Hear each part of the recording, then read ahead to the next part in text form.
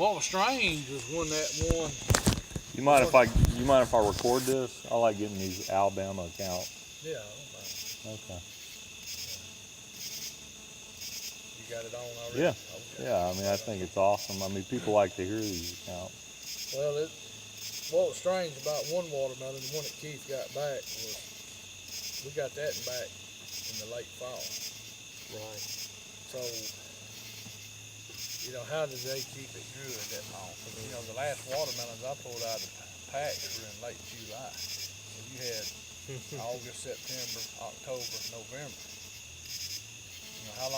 How did they keep that watermelon? I know years ago the older people would take and put them under the bed, and have them for Christmas. Because if you put a watermelon on a wood floor under the bed where there's no moisture or sunlight hitting it, it'll last a while. How did that one stay up here on this mountain that long? How many caves do y'all know about up here? There's a few up here, but cave would be damp. Yeah. There'd be a lot of moisture in it. So I'm wondering if they wasn't burying the stuff in pine straw.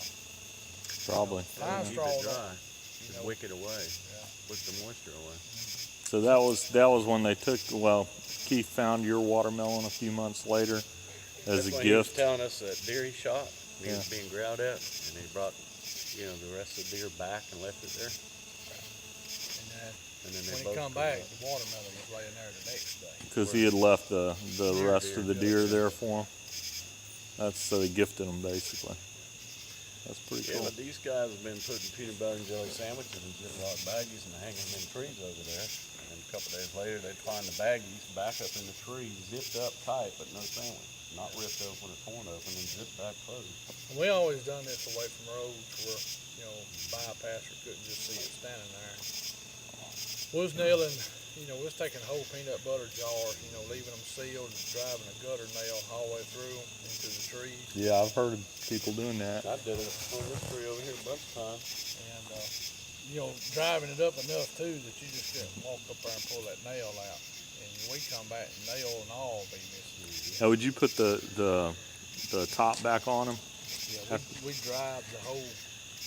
And you put the top back on so they'd have to unscrew it? Really to keep coons out of it. Possums, they still climb the tree and eat it. Yeah, but whatever was doing it was taking the top off, taking the peanut butter, and then. Well, it was taking the whole thing, nail jar, and all. There's 3 or 4 jars we never found. Wow. We did. One time we nailed one low, about this high off the ground, and left the lid off it. And when we come back, Fingerprint. it looked like 2 big fingers that stuck up in there. I'm talking about big fingers, and just got them a big white. And Big chalk. Yeah. but when we found it, ants had done got to it too. But you can still see the, look like 2 big fingerprints that went in there and got the Big peanut scoop butter. out of there. I remember seeing that picture on the forum. One nail we found, you could tell where they had pulled the nail out of the jar, and there was a little old beech tree that had, like a limb used to be, had a hole, and they stuck that nail right in that hole. And they stuck it right where we was coming in and out all the time too. It was baiting that, just like they put it there for us to find. So you drove it in there pretty good, where it takes some serious enough, a man strength. couldn't pull it out. Yeah. And you could look, when we go back to the tree, there ain't none of this where something wiggled it, because it wasn't watered out. Whatever went up there, grabbed it, whoop, just come straight out with it. Because it'd be a pretty little hole there, and that hole wouldn't be watered out of nothing, so whatever was doing it. And I'd reach up there after we put the jar on and try to pull, and I'm pretty stout, I couldn't budge it.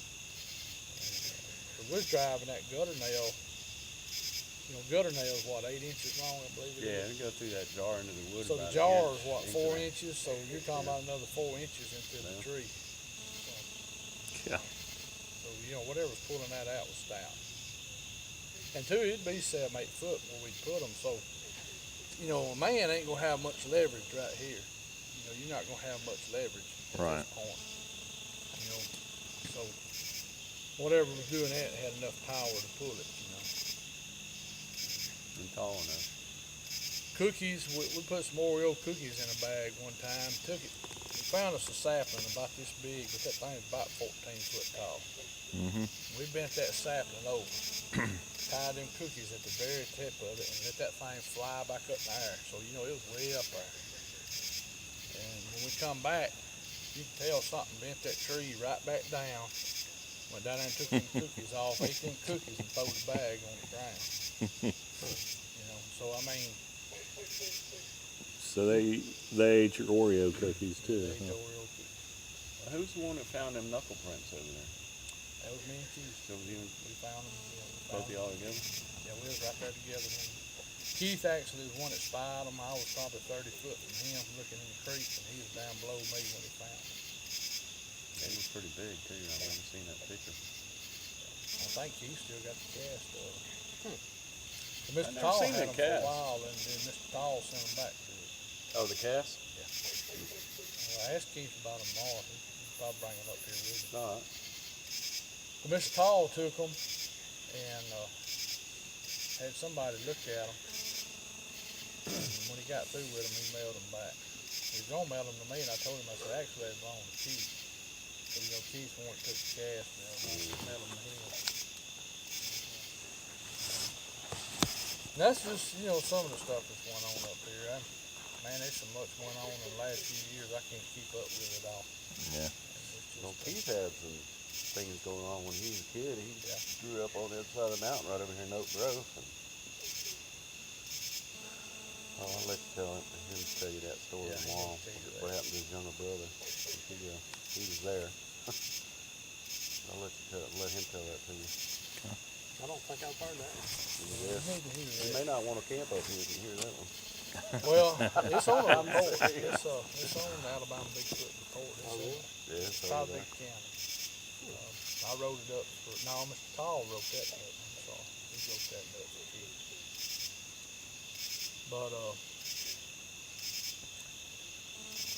well, it's kind of strange that things went on up here for years and didn't really pay it that much attention. You know, it's kind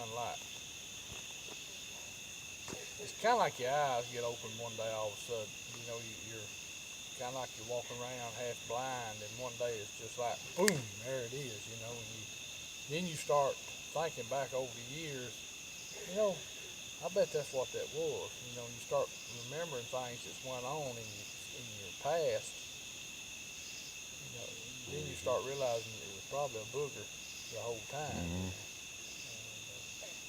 For me and my oldest daughter, we used to come up here coon hunting a lot. She loved coon hunting. This back when she was 12, 13.